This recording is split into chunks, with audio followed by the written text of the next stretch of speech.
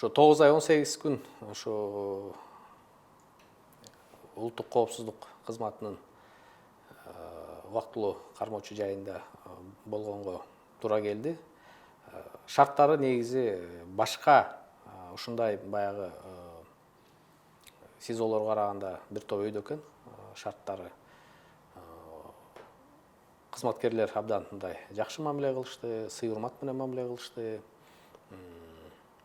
Эч кандай баягы айта турган нерсе жок, бирок бир гана өкүндүрө турган нерсе ушул мисалы улуттук коопсуздук кызматынын СИЗОсунда менен баягы мындай болжол менен айтсам, жок эле дегенде 30-40% жөн гана отургандар экен да. Бир жала жабылып, мисалы бир кандайдыр интригалардын же болбосо бир жасалма иштердин же болбосо бир саясий кандай бир конъюнктуралардын аркасы менен камалып жаткандар. Эми биздин ушул сот, прокуратура органдарынын ушул бир президентке кызмат кылып атышып, анын кызматын кылып атып, ал кеткенден кийин башка президенттин кызматын буйругун аткарып атышып, кийин 3-чү президенттин ушундай бир буйруктарын аткарып келишип, бирөөсү да жазага тартылбагандыгынын аркасы менен буларга да бир көнмүш адет болуп калыптыр да. Адат болуп калган экен. Булардагы эч кандай бир корку сезим жок. Мыйзам буссак боло берет. Кийин баягы тиги жооп беребиз деген бир корку сезимдери жок да тилекке каршы. Бул мындай барган сайын күчөп баратканын мына ушул Атамбаевдин убагында мындай өтө эле мындай ачылып көрүнүп калды да. Эми стандарттуу эле камера, 2 кишилик экөөсү болуп атты ал жерде. Мисалы бир жигит менен мен бир 3-4 ай отурдум, дагы бир жигит менен 3-4 ай отурдум. Кийин ал экөө тең чыгып кеткенден кийин дагы бир жигит менен отурдум 3-4 ай. Анан кийин камерада эми аны сүрөттөгөндө эле стандартный камера ашыкча эчтеке жок. Эми аяктан китеп окуганга чоң интернет жок, китеп окуганга бирок чоң мүмкүнчүлүк бар, анткени убакыт көбүрөөк. Сыртта жүргөндө ушул окуган китептердин баарын ошол компенсация кылып ошол жерден окудук.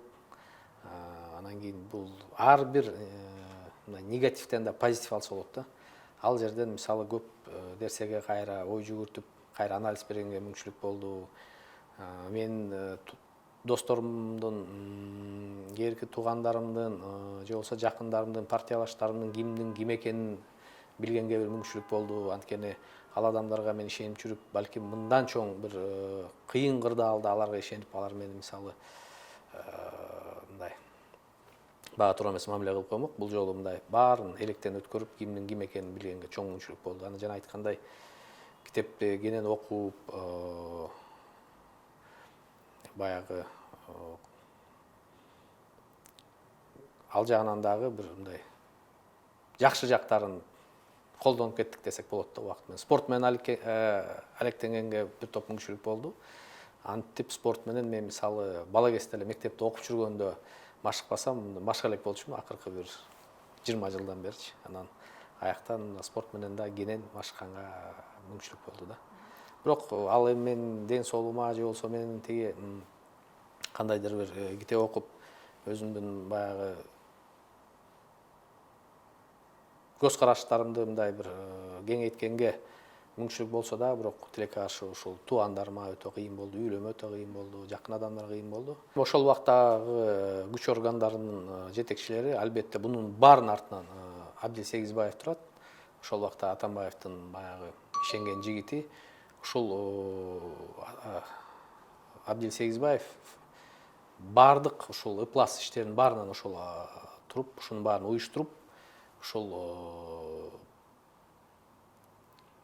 жасалма иштерди мындай мыйзамдарды одоно бузуп кылганга бир жол ачты да.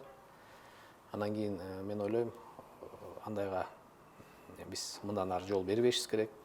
Анан юридикалык баа сөзсүз түрдө андай иштерге берилиш керек. Анткени ал жана кайталап кетейин, камалган адамдардан тышкары ошо камалган адамдардын жакындарына өтө чоң бул сокку болуп атат. Алардын ден соолугуна, алардын психологиясына, алардын намысына ошол себептен канча деген мисалы жүздөгөн адамдар мыйзамсыз камалып атса, алардын тегерегинде дагы бир жагы эле миңдеген адамга бул чоң мындай психологиялык жагынан соккулар болуп атат да. Ошол себептен канча адамдын убал сообу бар, канча деген адам ден соолугу начарлап атат, канча деген адам ден соолугуна кандай деген зыян келтирилип атат. Анын баарына мындан ары да андайлар кайталанбасын десек, сөзсүз түрдө алар өзүнүн жазасын алыш керек да. Абакта отурган убакта ошол спортду айттым, китеп окууну айттым, бирок бир нерсени айтпай кеттим. Ошол мен өзүм мындай Кудайга ишенген адамдарданмын. Анан ошол окубай жүрүп, кээ бирде мына чыгынбай намаздарым калып калган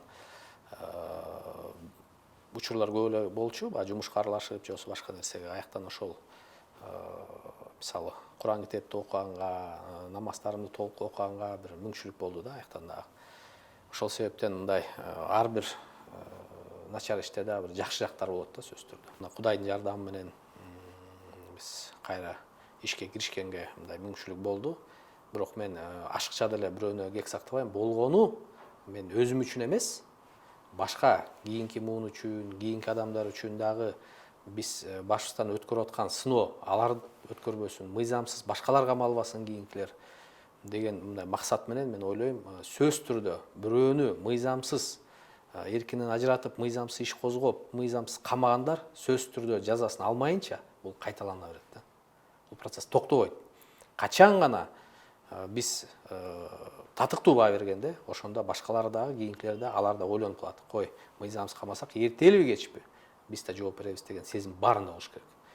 Сөзсүз түрдө эң биринчи ирет бул күч органдарында, сот система, прокуратурада кызматкерлеринде бул сезим так талашсыз болуп туруш керек да.